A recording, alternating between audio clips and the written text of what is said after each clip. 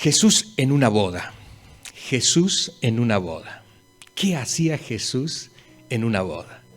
Yo sé que para algunos, quizás cristianos más religiosos, más conservadores, más cerrados, aquellos que llevan una vida cristiana un tanto no tan alegre, ¿no? Quizás esto les choca un poco. Pero es la realidad. Jesús estuvo en diferentes escenarios y en uno de ellos en una boda.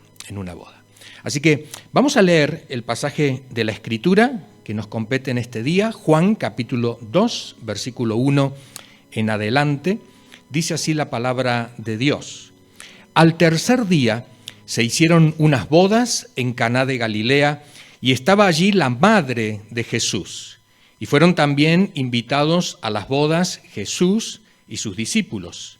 Y faltando el vino, la madre de Jesús le dijo: no tienen vino.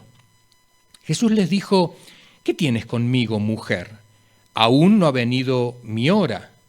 Su madre dijo a los que servían: haced todo lo que os dijere. Y estaban allí 6 tinajas de piedra para agua, conforme al rito de la purificación de los judíos, en cada una de las cuales cabían 2 o 3 cántaros. Jesús les dijo: llenad estas tinajas de agua, y las llenaron hasta arriba. Entonces les dijo: sacad ahora y llevadlo al maestresala, y se lo llevaron. Cuando el maestresala probó el agua hecha vino, sin saber él de dónde era, aunque lo sabían los sirvientes que habían sacado el agua, llamó al esposo y le dijo: todo hombre sirve primero el buen vino, y cuando ya han bebido mucho, entonces el inferior. Mas tú has reservado el buen vino hasta ahora. Este principio de señales hizo Jesús en Caná de Galilea y manifestó su gloria, y sus discípulos creyeron en él. Después de esto, descendieron a Capernaum, él, su madre, sus hermanos y sus discípulos, y estuvieron allí no muchos días. Hasta allí nomás nuestra lectura. Este pasaje de la Escritura,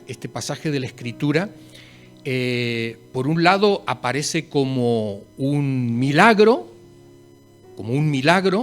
Jesús transforma el agua en vino, pero también, por otro lado, este pasaje dice que es una señal, o sea, una indicación.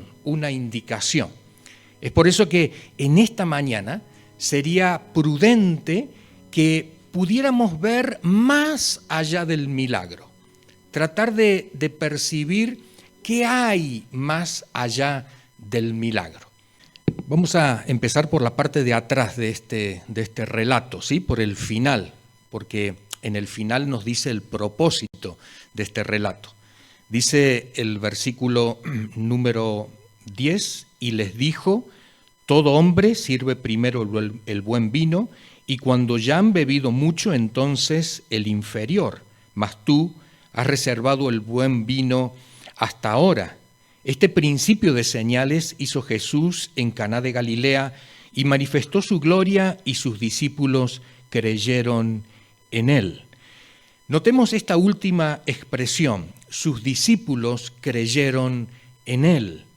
El propósito de esta señal, el propósito de este milagro, no era que los invitados a las bodas, ni los novios, que ni se sabe quiénes eran, ni tampoco se saben quiénes eran los otros invitados, no era el propósito que ellos creyeran, sino acá Jesús está concentrado en sus discípulos. Ya veíamos en el capítulo anterior que Jesús recién tenía 5 discípulos. Y de estos 5, estaban ahí mezclados algunos, pero había uno en particular, un discípulo de estos 5 en particular, que era muy diferente a los otros. Jesús lo llama Natanael.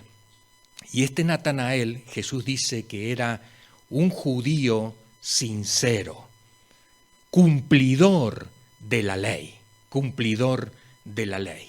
Así que el más escandalizado de todo iba a ser este discípulo por esta acción que Jesús iba a hacer en esta boda.